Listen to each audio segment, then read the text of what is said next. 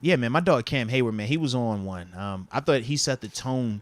First off, when you talk about him coming out with the flag, with the number 32 on it, man, in honor of Franco, thought that was a beautiful moment for Cam. I tell him all the time, like, dude, that's what you're here for, bro. Like, if we need somebody running out with the jersey, I'm calling either 7 Up or I'm calling you up because y'all do it the best. Like, it's always like heartfelt, ton of passion. It looks beautiful, man. And that was it once again. Yeah. But they also deliver. They also step up. And I feel like that was one of Cam's best games this season. And it started with the matchup. We talked about Dylan Parham, number 66, their guard. He was the rookie.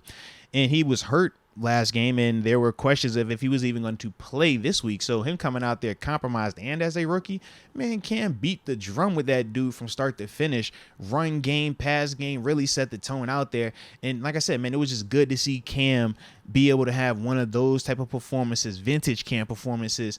This time, with the stage, in terms of the stage being what it was, all of the stakes and all of just the emotions that was surrounding that night. Deke can attest to it, man. Being down there in person, you could feel it. It just felt different.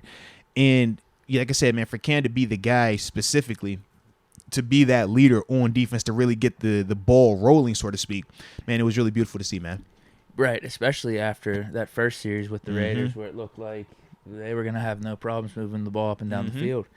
Running the ball with Josh Jacobs, Derek Carr just dinking and dunking some of these passes, then getting that lucky-ass one to Renfro over Cam Sutton with perfect coverage. It wasn't lucky. That's the same thing Kenny did. I know. It was the exact same thing. Kenny threw a dime. Yeah, but that's what Renfro does. He gets the ball, then makes a little juke move. Come on, man. Yeah. Outside that, the defense was locked up, and I mean, a big part of it, like you said, Cam just started setting the tone for the rest of the game. Yeah. No, absolutely, man. I thought that Terrell Austin, number one, the schematics behind the defense, I thought was A1. I thought the execution was A1. And then in terms of just our A players playing like A players, and some of the guys that have been not overachieving, I don't want to call them overachievers, but the guys that have been just playing a little bit better than what we would typically associate for them. I thought we had that as well on defense, man. I thought that was a big reason why you could limit the league's leading rusher to 44 yards on the ground. Was it 15 carries for 44 yards, 2.9 on the night. And it's the league leading rusher, and not by a small margin either. And then the whole Devontae Adams, who we all talked about, man, we know this dude's all world. 9 targets, 2 catches, 15 yards, man.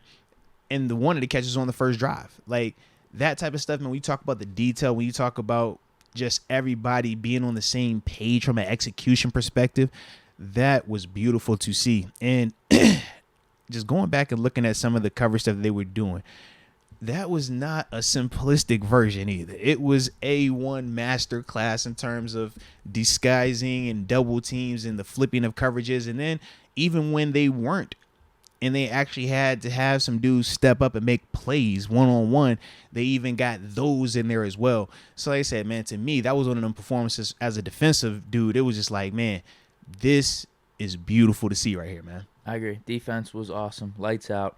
I will say this about Devontae Adams. I feel like we got blessed a little bit that him and Carr were just a tad a little bit off. Yep. Whether it was Devontae dropping a pass or two or Carr missing him on a pass or two whenever he was open, and that really helped. And let's be real, you need that at times. Like, you don't. Yeah, and even with the picks, like them hitting off the Raiders dude's hand. Like, seriously, man. Like, I know the narrative is easy to just crush Carr and be like, oh man, he's terrible, he sucks. It's like, man, 2 of them picks is hitting off a dude's hands. I thought he had a better game watching it again than I did in the stadium. Absolutely.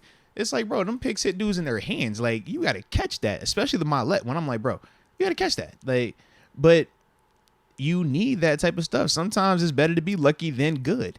And a couple of those, it were some near misses to Devontae. You're absolutely right, where I'm like, bro. But some of the stuff that even it was a near miss, I wouldn't always just associate it with like luck. Some of it was like, man, I thought the pressure did have a little bit of impact. Or it was times where I thought the reroute from some of the underneath defenders, Cam Sutton specifically at times, I thought seeing him do those things would throw off the timing just enough. And when we talk about this being a game of inches, it is in the literal sense of that. So when we talk about the timing, and it's Tampa 2, or we're running our cover 2, and we know you got that honey hole that we always talk about, right? Deeper than that squat corner who's rerouting the guy, but shallower than that safety who's sitting over top. The timing matters. But if you get a dope reroute, you can throw that timing off. And I thought at times our corners and our underneath defenders did a really good job of just disrupting the timing. And when you couple that with the pressure that we were getting up front, it would make Carr have to play a little bit faster. Now he's got to hold the ball and then extend and stuff like that. And like I said, man, when you can get that type of recipe along with them just kind of being off at the same time, it looks like how it did yesterday, man. Or not yesterday, Saturday, excuse me.